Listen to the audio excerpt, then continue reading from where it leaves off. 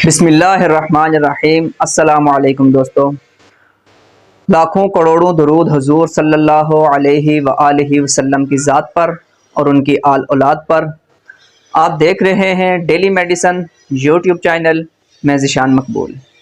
दोस्तों, आज हम जिस मेडिसन के बारे में बात करने वाले हैं उसका नाम है फिफोलविट। आज हम देखेंगे फिफोलविट किस कंपनी की मेडिसन है, उसका रेट क्या है, करंट रेट क्या है और उसका यूज़ क्या है, उसको इस्तेमाल कैसे किया जाता है, उसके अंदर कौन कौन से विटामिन्स पाए जाते हैं और उसके अंदर आयरन की मिकदार कितनी है और आयरन और विटामिन्स हमारी बॉडी के किस किस पार्ट के लिए कितना अहम रोल अदा करते हैं और उसके साइड इफ़ेक्ट्स क्या हैं, उसकी डोज कितनी है और ज़्यादा डोज लेने से हमें क्या नुकसान हो सकता है, इस बारे में आज हम बात करेंगे।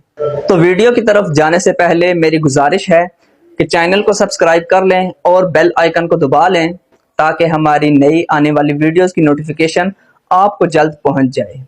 जी तो फ्रेंड्स, अब हम बात करते हैं फिफोलविट कैप्सूल की। फिफोलविट कैप्सूल किस कंपनी का है? तो आप ये देख सकते हैं, इसका लोगो GSK ग्लेक्सोस्मिथक्लाइन कंपनी का ये कैप्सूल है, जो कि एक मल्टीनेशनल कंपनी है।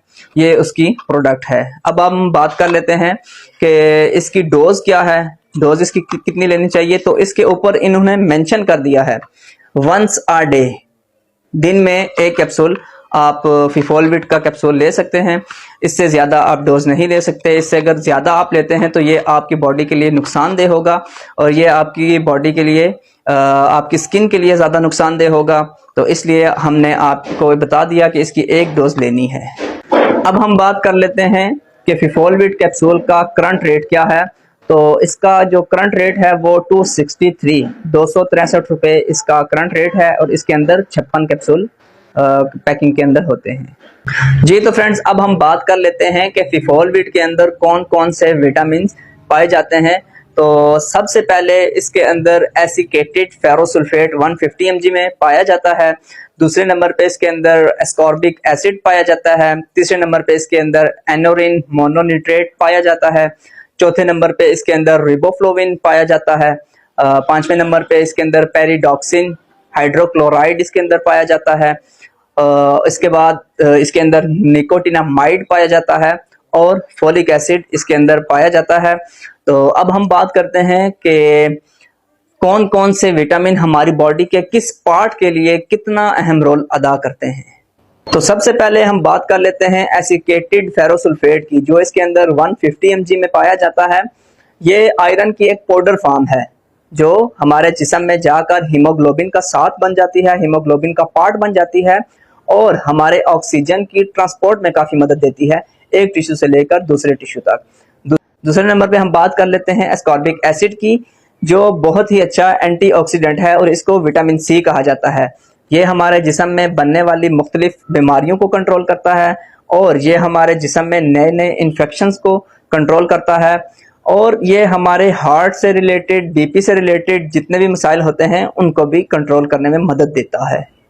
अब हम बात कर लेते हैं एनोरिन मोनोनिट्रेट की, जो इसके अंदर 2 mg में पाया जाता है। ये हमारे जिस्म में बेरी बेरी सिंड्रोम नहीं बनने देता।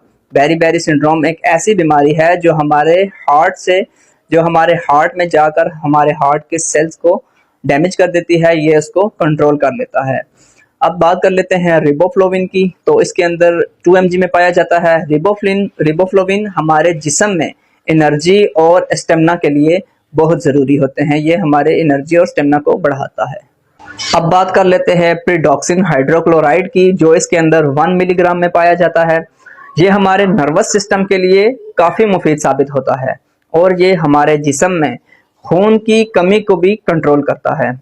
अब बात कर लेते हैं निकोटिनामाइड की, तो निकोटिनामाइड इसके अंदर 10 मिलीग्राम में पाया जाता है, जो हमारे एक्ने के इश्यूज के लिए काफ़ी मुफीद साबित होता है। हमारे स्किन से रिलेटेड जितने भी प्रॉब्लम्स होते हैं वो उनके लिए काफ़ी अच्छा साबित होता है। अब बात कर लेते हैं फोलिक एसिड की, तो फोलिक एसिड इसके अंदर 0.5 मिलीग्राम तक पाया जाता है, जो माँ के अंदर मिसकैरेज जैसे इश्यूज को कंट्रोल करता है और बेबी की हेल्थ के लिए बेबी की हेल्थ को सेफ रखने के लिए काफ़ी मुफीद साबित होता है। अब हम बात कर लेते हैं इसके साइड इफ़ेक्ट्स की। तो अगर आप इसकी ओवरडोज करते हैं या आप बगैर डॉक्टर के मशवरे के ये कैप्सूल इस्तेमाल करते हैं तो ये आपको कॉन्स्टिपेशन जैसी प्रॉब्लम में मुब्तला कर सकता है। इसकी डोज क्या है, इसके खाने की तरीका क्या है, तो इसकी डोज है 1 कैप्सूल दिन का। आपने दिन के टाइम खाना खाने के बाद आधा घंटे के बाद आप इसका 1 कैप्सूल आधे गिलास पानी के साथ ले सकते हैं। जी तो फ्रेंड्स, उम्मीद करता हूँ आपको इन्फॉर्मेशन अच्छी लगी होगी। अगर वीडियो अच्छी लगे तो लाइक ज़रूर किया करें, ज़्यादा से ज़्यादा शेयर किया करें और कमेंट में अपनी राय का इजहार ज़रूर किया करें। इससे हमारी हौसला अफजाई होती है।